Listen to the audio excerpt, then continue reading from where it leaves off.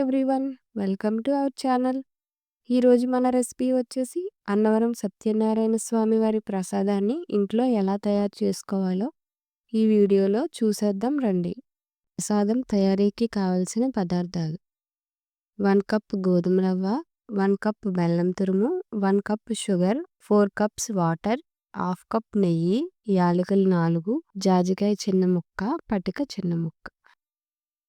ముందుగా stove on చేసి అడుగు మందంగా ఉన్న ఏదైనా గిన్నెను పెట్టి ఇందులో గోధుమ రవ్వను వేసి లో ఫ్లేమ్లోనే రవ్వలో ఉన్న పచ్చివాసన అంతా పోయి రవ్వ కొంచెం కలర్ మారే వరకు కలుపుతూ వేయించాలి. ఈ రవ్వ వేగటానికి 10 నిమిషాల సమయం పడుతుంది.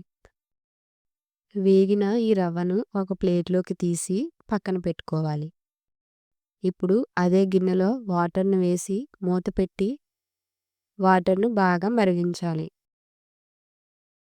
మరిగిన వాటర్లో వేయించుకున్న రవ్వను వేసి ఒకసారి బాగా కలిపి మూత పెట్టి మంటను మీడియం ఫ్లేమ్లో ఉంచి మధ్యలో కలుపుతూ రవ్వ అంతా బాగా ఉడికే వరకు ఉడికించాలి. మనం తీసుకున్న వాటర్ అంతా కూడా రవ్వ బాగా అబ్జర్వ్ చేసుకొని మంచిగా రవ్వ ఉడికిపోయింది. ఇలా రవ్వ ఉడికిన తర్వాత పంచదార వేసి రవ్వ పంచదార అంతా కూడా బాగా కలిసే విధంగా కలిపి స్టవ్ని లో ఫ్లేమ్లో పెట్టి మూత పెట్టి ఉడికించుకోవాలి.